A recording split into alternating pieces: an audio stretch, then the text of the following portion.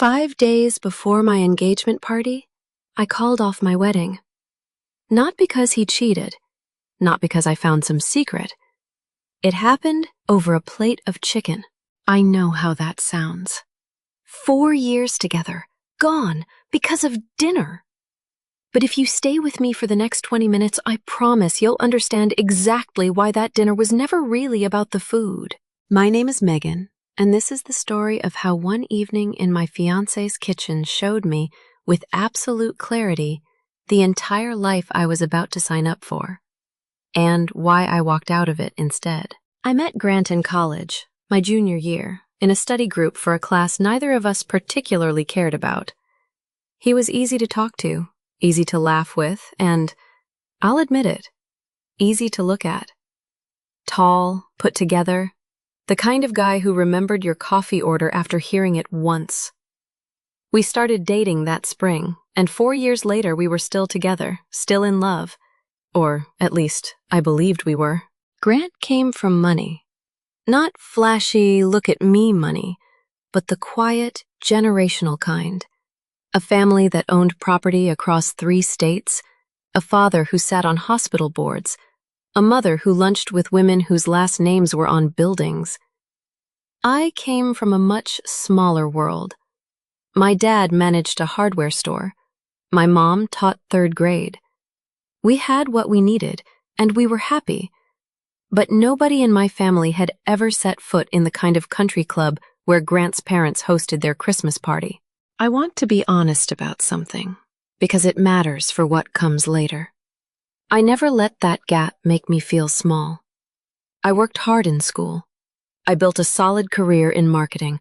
I dressed well, carried myself well, held my own in rooms full of people who assumed at first glance that I didn't belong there. I made a quiet promise to myself early in our relationship. I would never be the woman who felt less than just because her boyfriend's family had more. I earned my seat at every table I sat at. Looking back, I can see now that Diane had been quietly testing that promise for years, in ways so small I'd talked myself out of noticing them. There was the Thanksgiving where she asked, in front of the whole table, whether I'd ever considered something less demanding than my career, so I'd have more bandwidth for a household. There was the time she corrected the way I set a formal table at a family dinner. Not unkindly exactly, but publicly, the way you'd correct a new employee rather than the woman her son was planning to marry. Each time I told myself I was being oversensitive. Grant always had an explanation ready. That's just how she is. She means well. Give her time, she'll come around. I believed him, because I wanted to. I loved him, and loving him meant, I thought, extending grace to his family too. By the time Grant proposed, we'd been together for over 3 years. He did it on a trip to the coast, down on one knee on a stretch of beach we'd found on our first trip together. And it felt like the beginning of everything I'd worked so hard for. We took our engagement photos that spring, the kind with the golden light and the borrowed vineyard backdrop. We booked the venue for the wedding. We'd sent save the dates. My mother had already bought her dress and had shown it to me twice, still in the garment bag, like she couldn't quite believe it was real yet. And in 5 days we were supposed to host our engagement party. A real one. The kind his family did properly at the country club, with a guest list of people I'd met maybe twice, curated mostly from his parents' side. I thought I had done everything right. I thought I had earned my place in that family the same way I'd earned everything else in my life. I was wrong about how that family measured earning. The night everything fell apart started out completely unremarkable. I'd gone over to Grant's place. He had a condo about 20 minutes from mine. To cook dinner, something we did once or twice a week. Nothing fancy, nothing that required a special occasion. That night I made roasted chicken with rosemary potatoes and a salad with the vinaigrette I always made from scratch, the kind he'd complimented a dozen times before. I remember being genuinely proud of how it turned out. The skin on the chicken had crisped exactly right. The kitchen smelled incredible. and I'd even lit the 2 candles he kept in a drawer for no particular reason, other than it felt like a nice thing to do on an ordinary Tuesday. I'd set the table, poured the wine, and Grant and I were just sitting down, literally just pulling our chairs in, when there was a knock at the door. It was his mother, Diane. She hadn't called ahead. She said she'd been in the neighborhood and wanted to drop off something for Grant, though I never did find out what that something was, because the moment she stepped inside and saw the table set for dinner, that plan seemed to evaporate entirely. She walked over, looked down at the plate, and studied it the way you'd study a stranger's homework. Then she looked at me and asked, very casually, like it was the most normal question in the world, "Do you know what Grant actually likes to eat?" I paused. I want to be honest. I didn't have a sharp answer ready, because the truth was, I genuinely didn't know of a specific dish he loved above all others. Grant had always told me, over and over across 4 years, that he was easygoing. "I'm not picky," he'd say. "Whatever you make is great." So I'd never built some mental file of his exact preferences, because he'd told me repeatedly that there was nothing to file. I told her that. I said, "He's always told me he's not particular about food, so I just make things I know are good and healthy." That was, apparently, the wrong answer. Diane's expression didn't change much, but her voice did.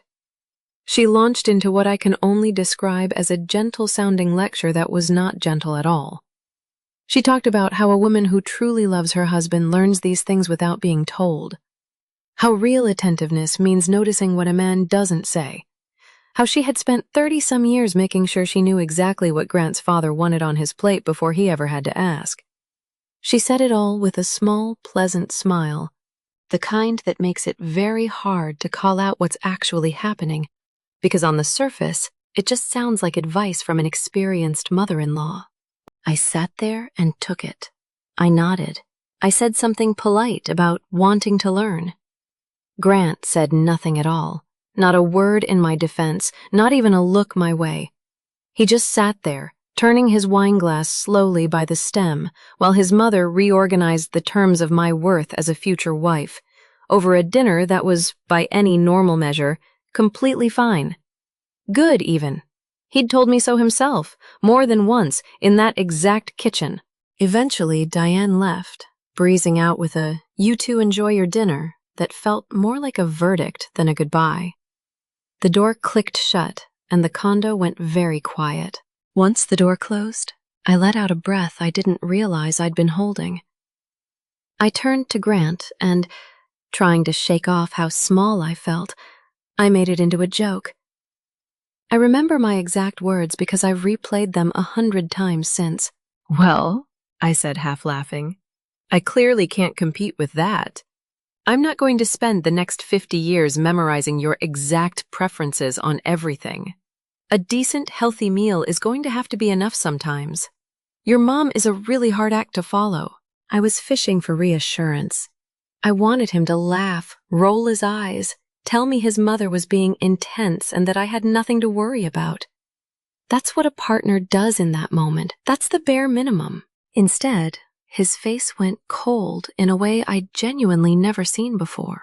He said he agreed with his mother, that a good wife should want to know those things instinctively, that it wasn't unreasonable to expect a woman to understand her own husband's preferences after years together.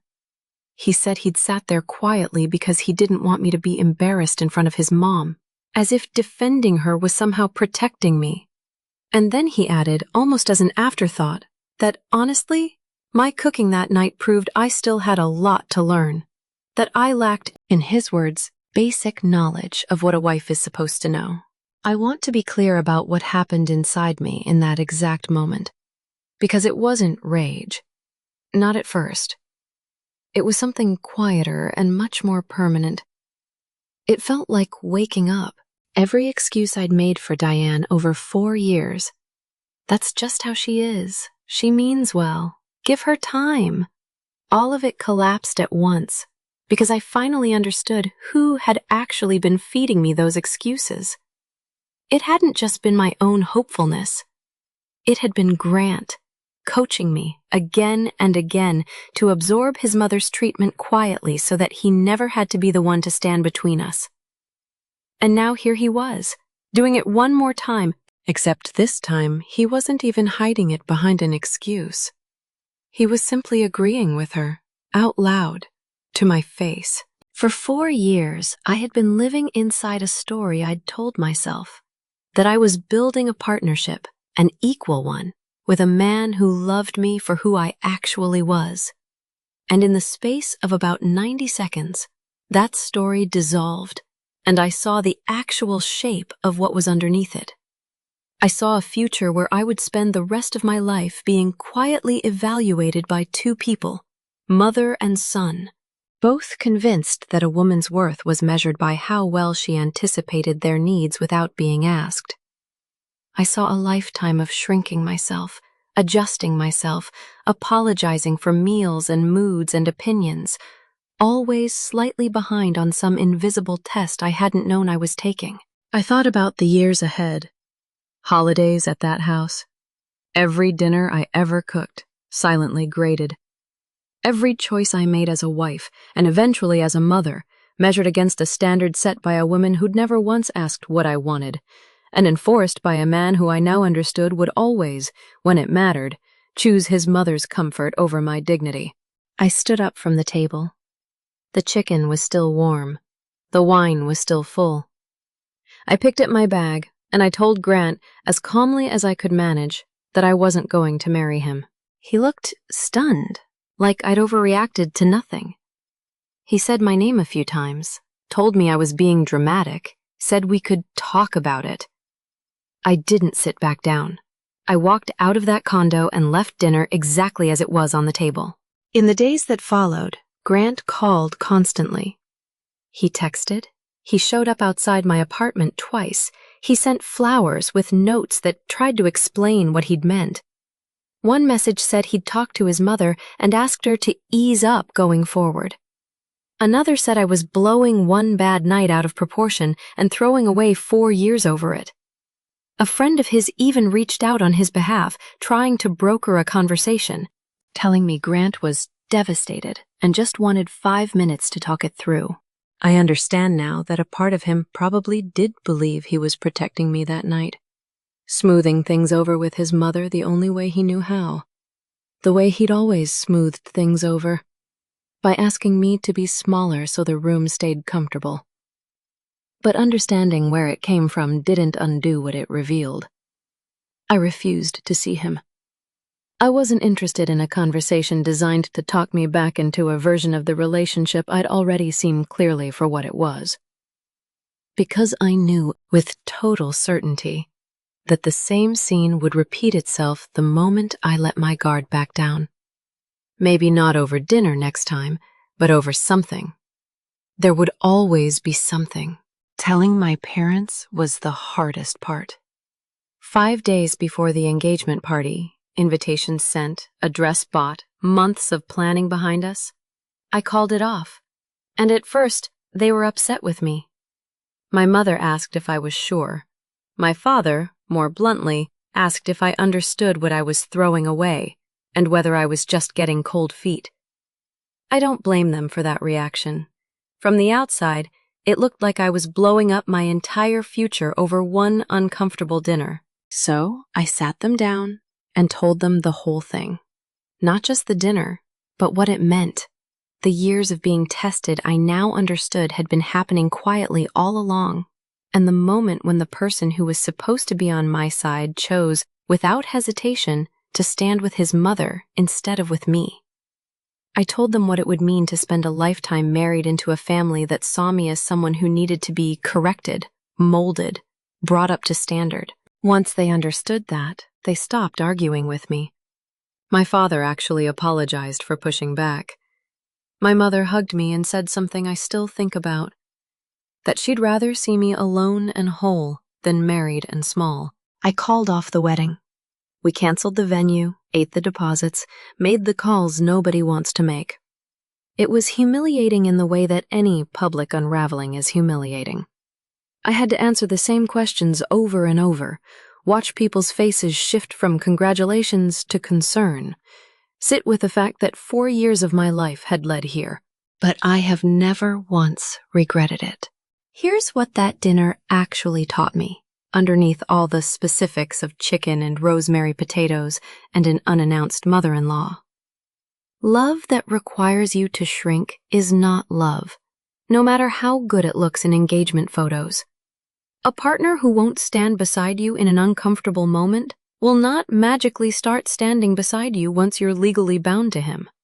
And a family that measures your worth by how well you anticipate their comfort will never, ever stop measuring. Marriage doesn't end that test. It just raises the stakes. I think about who I might have become if I'd stayed quiet that night. If I'd swallowed the comment and shown up 5 days later smiling at that engagement party in front of 100 people who all seemed so impressed by the life I was marrying into. I think about the years after that. The version of me slowly worn down into someone smaller, someone who apologized for existing incorrectly at her own dinner table. I didn't marry into that family, and walking away from it is still, hands down, the best decision I have ever made for myself. If you're watching this, and some version of that dinner has happened to you, a comment that stung more than it should have, a partner who didn't stand up for you when it counted, a quiet feeling that you're constantly being measured and never quite passing, I hope you hear this. That feeling is information. Don't wait until 5 days before your own party to listen to it.